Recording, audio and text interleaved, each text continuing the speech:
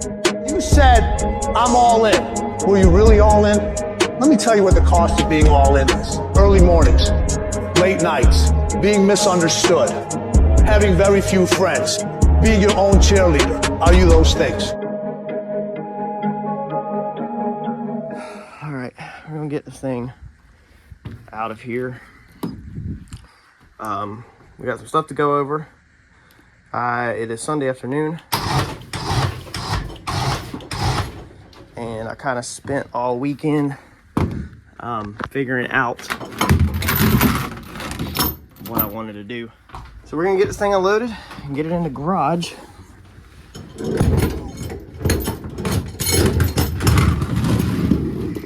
And I think go ahead and make some pretty major changes. This one unloads, this trailer loads and unloads so much easier than the last one. Like, we don't have to jack the front of it up. We don't have to do none of that crazy stuff.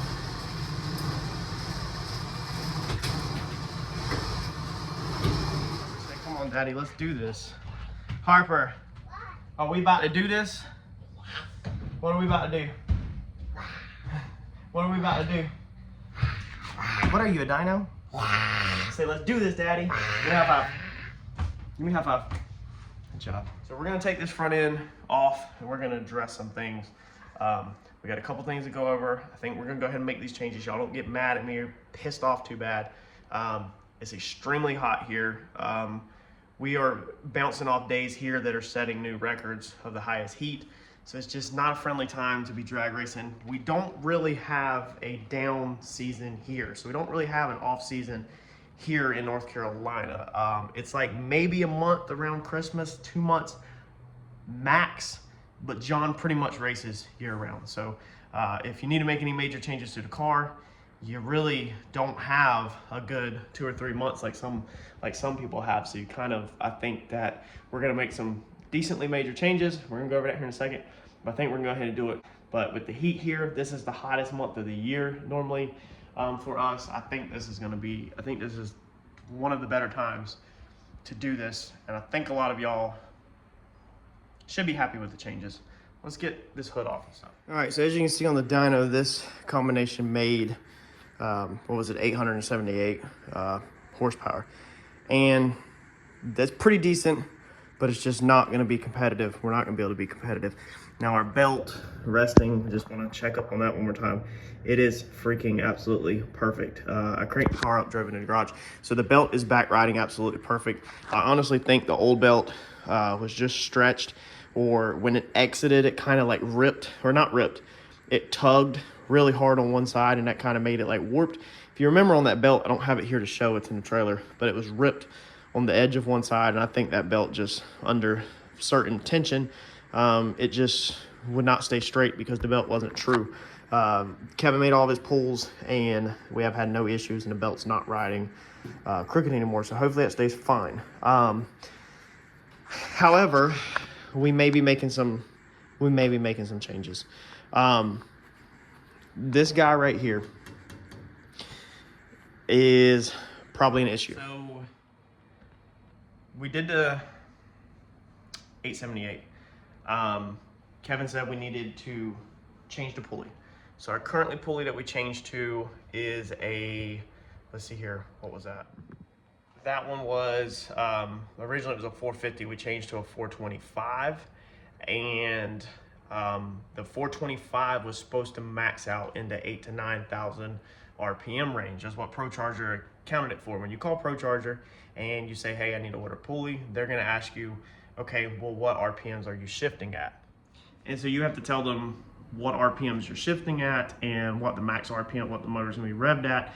And you have to fill them in on all that information. And then they input all that into the computer, and then they tell you, you know, off of your pulley size on your crank and the pulley size on the ProCharger and everything, what you need to make a certain amount. They also can even tell you the belt length.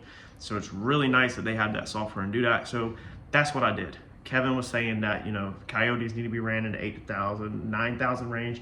Everybody knows Coyotes like high RPMs, and everybody knows that you want to rev Coyotes up high, that they don't really have a lot of grunt down low, that they have a lot of, once you wake them up and they get high up in the RPM range, that they do really good. So ProCharger set us up that we would max out this blower safely at the 4.25 inches, okay? In the 8,000 RPM range or low 9s.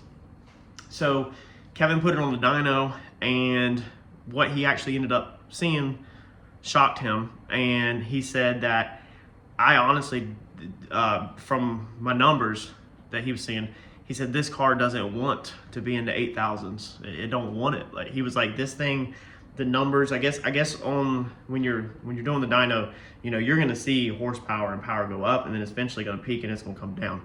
So where he's seeing, or whatever he's seeing, he was like, this car wants 7,800, 7,900 RPMs. Like, that's what this car wants, and you're going to need to shift it. You and John's going to need to set up shift points down through the 7s, pretty much. He was like, so this car doesn't want to really be revved high, which is good all around, because now the motor's going to last longer. It's not going to be as hardcore on the motor because it's not going to be as revving high, and we're going to be able to make excellent power in the 7 range. Kevin was explaining that every single car is different, what it likes and what it wants, and that's the whole point of going to the dyno, so that you can actually mess with it and fine tune it. He does a really good job fine tuning it. So now we have learned a very valuable piece of information that we were completely missing this whole entire time, that nobody knew. We were at the track trying to turn it up. If you remember, we were bouncing off our rev limiter. What was it? Was it 68 or 78? I can't remember what it was. We were bouncing off the rev limiter, and we were shooting to try to get into the 8,000, 9,000 RPM range. And then now that everything is smooth and we can get there, now that Kevin started to go there, he realized that it doesn't want to go there. So he wants me to make a pulley change. So we need to change this pulley, and we need to go down to at least a 4-inch pulley, because that's going to bring in the boost at the lower RPM. So the blower's going to be spinning faster at lower RPMs. So it's going to make even more boost now, straight off the line, the 60 foot, all that's going to make more boost than it would having to carry the motor all the way up into the high RPM range. So all around, it's not bad information when you first look at it. He estimated, or he said that he's pretty sure, with his professional opinion, for as much as he's been doing, that we can take this motor right now out of this car, and we can sit this motor in another car, and that he would gain 100 to 150 horse.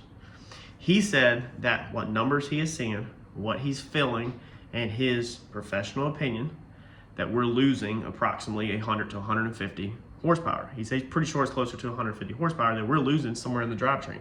So somewhere between the firewall out the rear end, we're losing about 150 horse. Now, we don't know if brakes are dragging. We don't know if the rear end is dragging. We don't know if the transmission's eating it up. But he said that it shouldn't be eating up 150, horse. And that's rough, like just rough estimates. That's what his numbers was looking like. He feels really confident that he could pluck this thing out, throw it in another car, and that he could tip 1,000 wheel horsepower right now with this combination.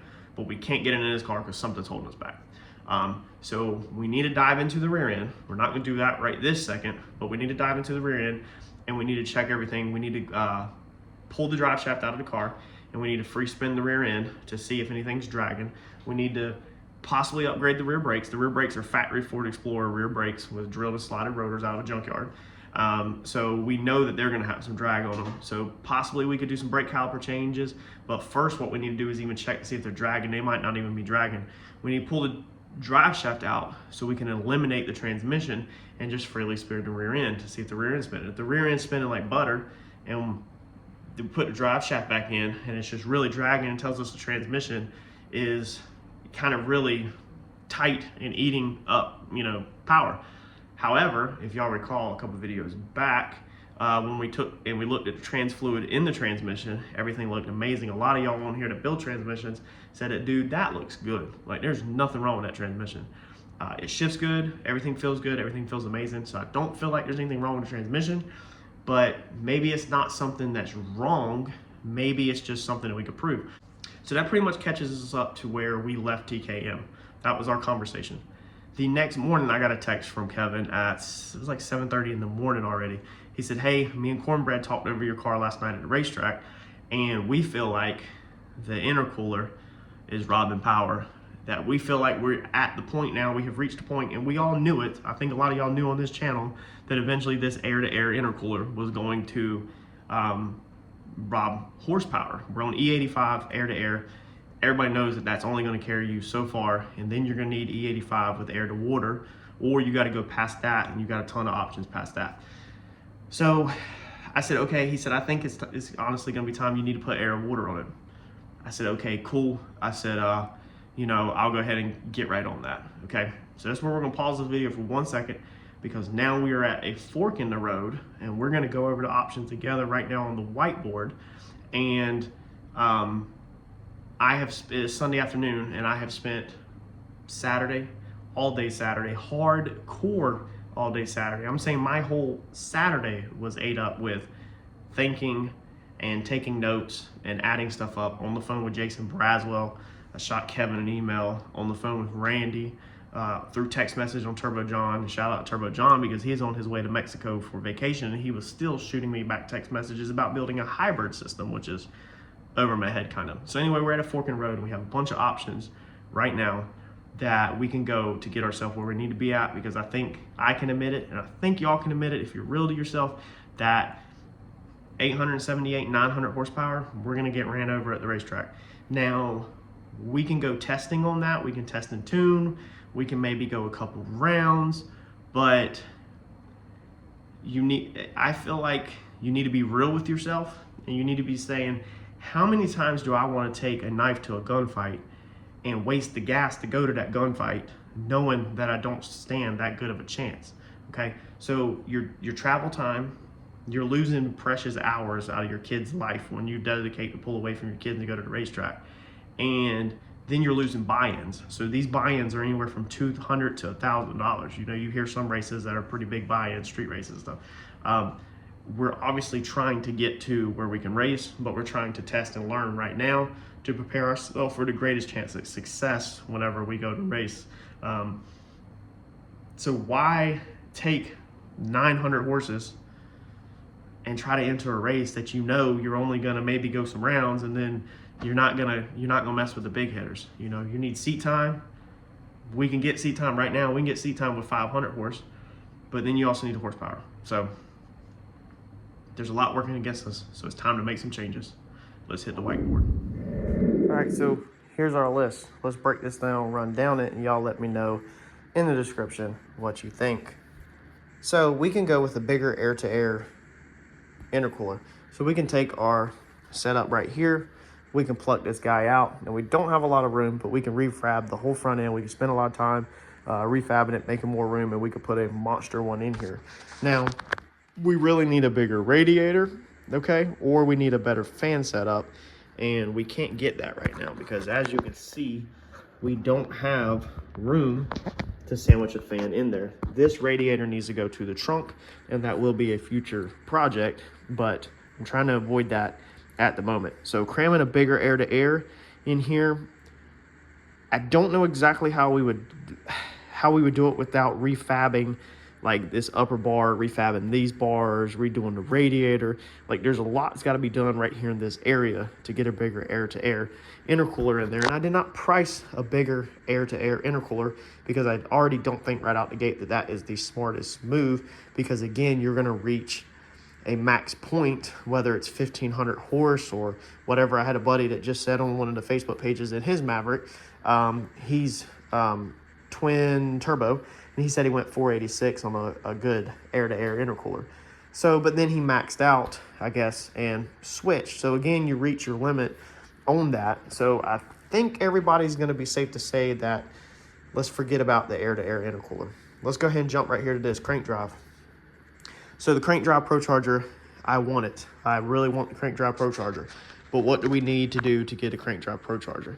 So first off, all of my ProCharger setup is trash because nothing can be reused. I'm going to call ProCharger tomorrow and actually see about turning this thing around and see how much it costs and if it is doable to send this head unit back to ProCharger and have them change the direction that it spins internally so that we can flip this thing, possibly change brackets. There's a couple of roads that we can take with changing the direction that is faced, and there's some reasons I have behind it that I don't want to drag out in this video. But if we go crank drive, now what do we have to do? Well, again, we don't have room, okay? So radiator has to come out.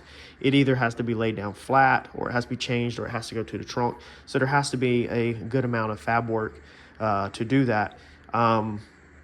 If we go crank drive, now how do we cool that air? Do we stay air to air? Do we get a bigger air to air, which we just ruled out? Do we keep this air to air, which is limiting us?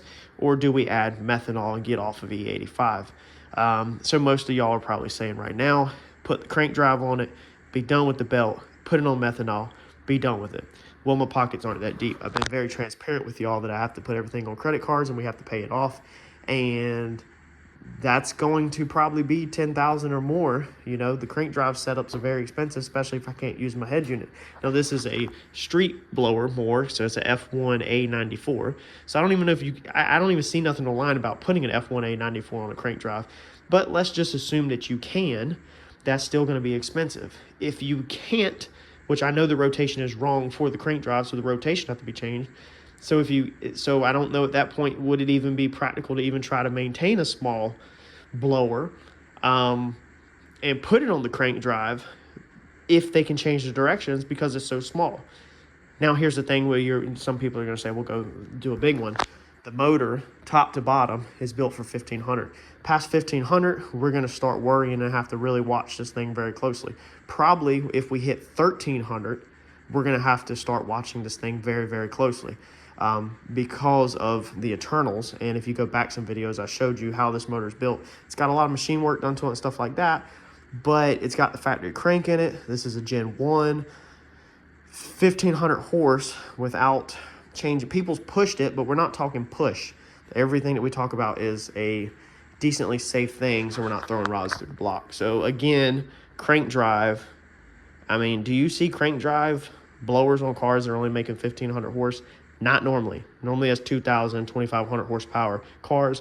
Motor's not capable of that right now. So I think everybody after that conversation that y'all can pretty much agree that we need to go ahead and get this crank drive out of our head. We need to go ahead and get this bigger air to air out of our head, okay? I'm not stoked about the belt any more than the next person is, okay? I don't like dealing with slinging it. I think we may have fixed our problem, but I would love for the belt to disappear, but I just explained that. So it looks like y'all, me, and this belt are going to stay friends for a little while. So let's move on down the list. So now we can go with what Kevin wants us to go with, or he recommended, which is AirtoWater Intercooler that's staying on E85. So in order to do an AirtoWater Intercooler, we need a cooler to get the ice to the track. So to do AirtoWater Intercooler, you got to put an ice box somewhere. Everybody knows that, okay? Then you have to pump the ice and the cold water up through the intercooler, okay? You have to fill it with ice. Now, Rockingham, me and Brandon asked them at the track the other weekend, what was they charging for a bag of ice out of curiosity? Rockingham, North Carolina, Rockingham Dragway is currently charging $10 for one bag of ice, okay?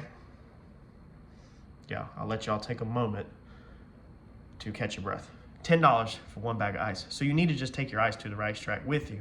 Now, the smart thing to do would go buy an ice machine. Eddie has a boat, he fishes, we work in the heat. Ice machine would be amazing. What can we pick up a used ice machine for y'all off of Facebook or Craigslist? $1,000 to $2,000 probably get you a used ice machine. But not everybody has that space, so let's keep it realistic. So you need to go to Food Lion or your grocery store, buy your ice, carry it to the racetrack, okay?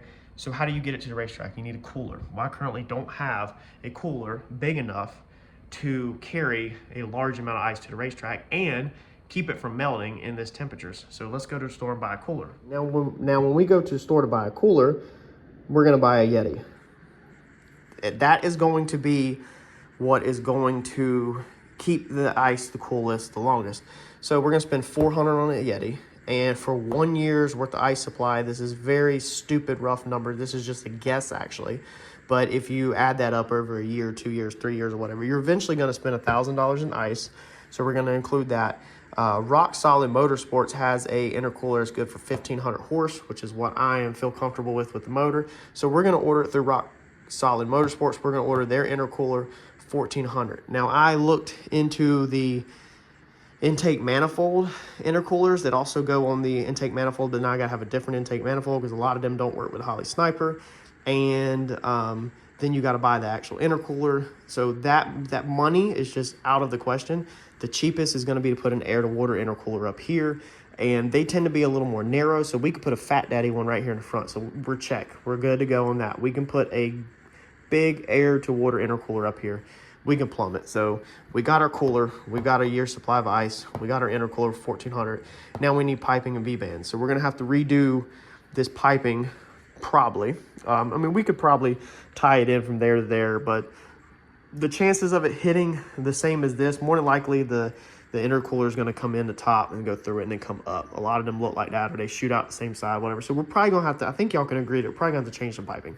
So this eBay piping kit, plus some V-bands, you're gonna be about 300 bucks in eBay on piping and stuff.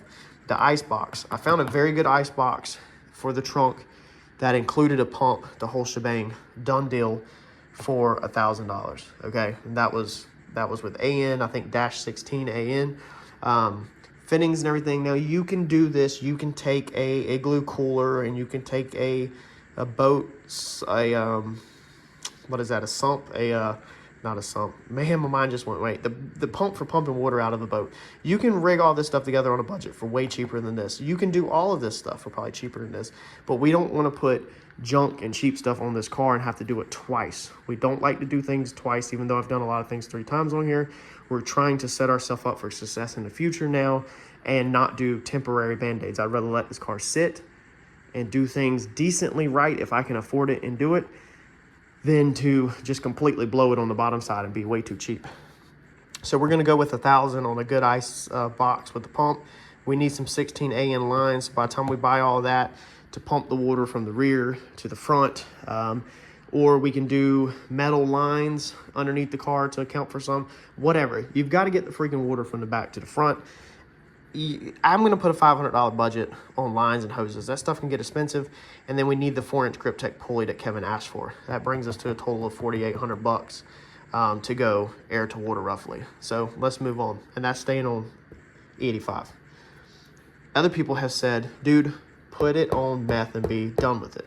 So what do we got to do to put it on meth? Well, you've probably already seen it on there. But to put it on meth, this is gone.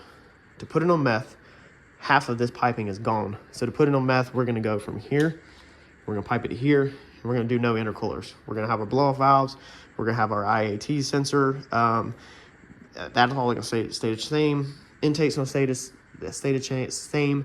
We have to change our injectors, and then we need to pump it.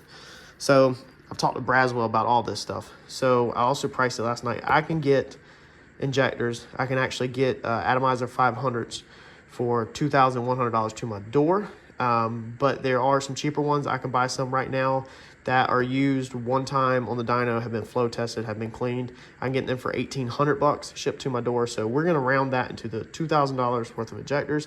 Now we need a fuel pump. So Jason Braswell, me and him have worked together all weekend, forth through text and on the phone, and we have a handful of options to do an electric fuel pump to be able to run methanol and to be able to cover our 1,500 horse max. This car is kind of built for 1,500 horse. Past that, I had to make more than 1,500. I have bigger plans that y'all are not going to find out about right now at all, and it's not going to probably happen anytime too soon. So to build this thing to our 1,500 sweet spot of where we're maxed out pretty much with this car, you need a fuel pump that can do the methanol and handle that. You're going to spend $2,200. I've already found the fuel pump. I can get it brand new to my door. It will handle it. I've confirmed it with Braswell. I've confirmed it with the fuel pump manufacturer. It's on their website. It will handle more than $1,500, $2,200. We can get electric fuel pump to run it on this car. Now, I would love, we also lose the intercooler, so we lose a little bit of weight up here, get rid of the intercoolers, and we're on M1. This is switching over to meth M1. So I would love to put this on a mechanical fuel pump. So there's a little bit deeper options in here, but I can just tell you that I have 100% priced this, and I have 100% priced this, and I can pull the trigger right now for $4,200, and I can put this car on methanol. I might have to do a couple more odds and ends on it. So what we're gonna do is we're gonna go ahead, because of odds and ends, And we're gonna say this is a $5,000 5K change, and we're gonna pull this one up to a 5K change. This is a 5K change. Now, obviously, as you start piecing these pieces together, you're gonna save money where you can, and you're gonna come in lower than these numbers, maybe even a touch higher, you know, on this one, but you're gonna come in under 5K. But if you're gonna tear your car apart, you need 5K in your pocket to make these changes and hope that you walk away with a lot more or a lot less. So then I started saying, well, let's put all this in the trash can. Let's go turbo. This is the one thing I did not want. Let's address why I don't want turbo real fast. This goes back to the video of how much money I make on YouTube. This conversation goes extremely deep, and we cannot cover this conversation in this video because people are gonna click off. When you are a YouTuber, you want good content, unique content that people can't get elsewhere. Therefore, the keyword ProCharged, Coyote swapped, Mercury Comet is golden. That's golden goose egg. I don't have no competition. There's no other that I'm aware of on YouTube that has a YouTube channel that does YouTube content that has a ProCharged, Coyote swapped, Mercury Comet. That's the reason why we have the ProCharger. That is why we went with the ProCharger when we started building this car, is because I wanted to be different. I think y'all have learned me now. We have a relationship enough where y'all have learned that I really enjoy building the car and working on the car, and I want to be different and unique. Y'all have complimented that you love the car. You're glad it's not a Fox body. So therefore, I didn't want to put an LS swap turbo in this thing because I didn't want to be the same. So we went as far off as we can. Plenty of people have done ProCharged Coyotes. It is nothing new. I'm nothing special. However, the combination together as one is pretty unique. So that's why we got ProCharger. But maybe it is time to get rid of the belt and to throw a ProCharger or a turbo on this. Now, how much does it cost? How much do we have to spend to put a turbo on this car? So when I spoke to Jason Braswell, he said, first off, the turbo. He said, don't get wrapped up in the expensive name brand turbos. He said, I can't remember exactly the one he said, but he said, this turbo, ballpark, $1,500. We can put this turbo on there and we can make our 1,500 horse. And it's a pretty good turbo and we'll be good to go. The turbo argument is going to be all over the place on what price we're going to pay, whether we're going to buy it used, whether we're going to buy a Chinese one, whether we're going to buy a top-of-the-line name brand one. So this number right here, everybody's going to have a different opinion on. But I'm telling you, if I was to pull the trigger today on a turbo, my budget for the turbo, $1,500. Now, Braswell says, put a set of eBay headers in this, okay? He said he done it to his buddy's car, put a set of eBay headers in it for $300. If anything, buy the eBay headers, so let's cut them up, let's modify them, and let's save some money. So we have 15 and 300. Hopefully we'd be good to go. However, I have like, no, I don't know if y'all can see, but there is like no freaking room, okay, down here to hardly put headers, to get turbo headers out of this car. It's gonna be extremely hard to get turbo headers to come up around that frame rail because I have an extreme low crank center line in this car. I purposely set this car up so that the crank line was extremely low so that this car could run radial and this car could be fast, and it's correct. However, I later learned radial is too fast for me. I can't afford to compete in radial. So now I'm stuck with a low center line. I need a high crank center line for no prep, but I'm stuck with a low one. But the transmission is as high up in the factory tunnel as it can go. So to lift this motor, increase our crank center line, we have to cut the trans tunnel out because the transmission has to come up. We have to build a new trans tunnel. Then we will have a higher crank center line. Then the car will work better for no prep. Then we can put eBay headers in here, and then we can be rocking and rolling. A lot of work. Can we agree on that? So we're probably going to have to pay Braswell to build custom turbo headers, $2,500. $2,500 to build custom eBay or custom turbo headers. And hopefully, with my setup, he can get them out. I'm not even sure that there's even room to even get the freaking pipes up out of there without lifting the freaking motor. So it's extremely in question, but he can always dive them down and then come out around the motor plates or something. This car fights me in every step because of all the mistakes I made. Now I try to put everything together, and that's what I'm trying to teach y'all so you don't make these mistakes and you can think of this stuff. But let's say we can make it worth. So $1,500 for the turbo, $2,500 to Jason Braswell for headers because the 300s are not going to fit. We're going to need some piping to connect it all, turbo kit. We're going to need some waste gates. I've already got blow-off valves. and we're gonna lose our intercoolers, but then we still need meth. So when I originally thought about this, I was like, cool, let's throw the intercoolers in the trash, let's put a turbo on it, let's go to the racetrack. And then I forgot about the methanol. That even with a turbocharger, you still have to cool the air. So you either have to be on meth or you have to have a intercooler, either air to water or air to air. And then we're right back over here at square one. Okay, so we're not going to count the price of meth, putting it on meth, and we're losing the intercoolers. But it's pretty safe to say with the turbo and with the headers that we're at $4,000. Now I think y'all can sit right here and agree with me today that with the pipe and the wastegates, that we're going to be at, again, of our magic number of 5K. And again, that is no methanol. So we're spending 5K, we're still mixing the methanol. If you want to put the methanol over here with that, now to go turbo, we're at a magic number of 10K. Now y'all are arguing, you're screaming at TV, you're like, dude, you can do that for way less. Let's go back down and say that you're arguing that I can do it for 5K, that I can put this car on a turbocharger, piping, methanol, everything like that. That's fine. I'll accept that, okay? I'll side with you and say that we can put this car on turbocharger for 5K. I love it. Now we lose our exhaust out the side. Now we lose our loud exhaust. This exhaust eliminates me from certain classes because they either want the exhaust all the way out the back or they want a turbo, you know, out the front.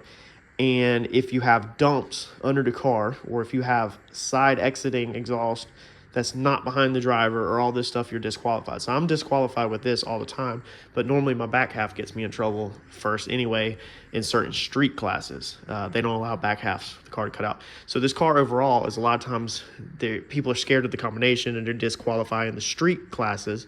No back half, no side exit exhaust. They want out the back, whatever.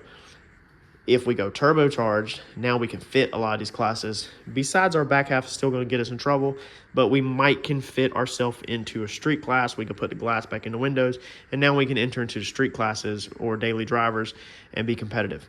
However, it's the money. So if you can see a pattern here, no matter what route we take, we are spending 5K. All right? So this is what we're about to be working on, is we're going to figure this out, and we are going to figure this out together. We're about to spend $5,000. When we get done with this project, we'll go over what everything costs, and what I can tell you that we are going to do, I can tell you the answer right now, is this car is going on meth. This car is going on M1. The fuel is also cheaper. So the X85L is more expensive. The M1's cheaper. The M1 burns colder. You don't need the intercoolers with M1.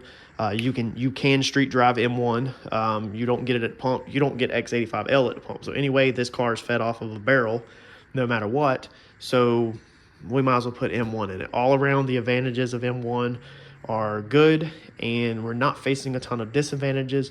But now that we have broke this down in class today and learned that no matter what route we take, we pretty much need meth. Even air to water on E85, we're going to spend 5K or less. Let's say we spend 3K on E85. Okay, let's say we spend 3K. Eventually, we're going to reach a point, y'all can agree, that the E85, we're going to want to get rid of it, and we're going to go want M1. And then if we were 5K in M1, now we got to stack that, and now we're going to be 8K total in that swap. So we could go back and forth all day on these crazy numbers and arguments of what stuff's worth and everything, but I think everybody, hopefully sitting around this table, is going to agree that the end goal, or the further down the road goal, is probably going to be methanol, and that this is the direction that we need to take. This is the fork in the road that we need to take.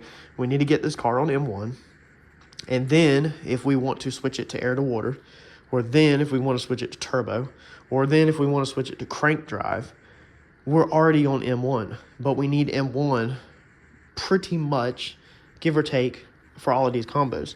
Now, there's people that make a lot of power on pump gas. So again, this is a very universal topic, but I think these are very, very basic, rough rules and guidelines. I think a lot of us are going to be able to agree on, hopefully, even though, again, you've got to keep in mind that everybody's going to have a different opinion. The quality of parts you're using are going to affect the price. and your end goal is going to affect what you want. But we kind of want to reach that point where we have built everything better around the motor than the motor itself. So we kind of want to reach the point, or we kind of want to invest in this car where it can make more than 1,500, but the motor is now the weak link. That way, all we have to do is when it's time to later do another motor, we build a nicer motor, and now the motor is back up to terms with everything built around it. So that's gonna be a wrap on this video. I've caught y'all up. You know where these videos are going. You know where this car is going. You know what you're gonna see in the future. Hopefully you're excited about this. I'm pretty excited about it. I like working on the car. I like building the car, and hopefully y'all are too. Harper just come out here. Harper, what are we doing? Are we working on the car? Yeah. Are we about to take it apart? Yeah. We're about to take it apart, she said. So y'all don't get to see that today, but you're up to date. I'm gonna start tearing into this car, and then we're gonna start figuring out every freaking piece. I got my question here. You got your tools in there? Yep, and my seat. And your seat. Every piece of the puzzle that we need to put this car on M1, and I'm gonna show you all the prices, and I'm gonna show you all how to do it. And I am gonna go ahead and cheat if you're still watching the video and tell you that I really wanna put this thing on mechanical fuel pump. So I'm trying, but we have a couple issues, and you're gonna see that in the future. Hit that like button. Thanks, y'all.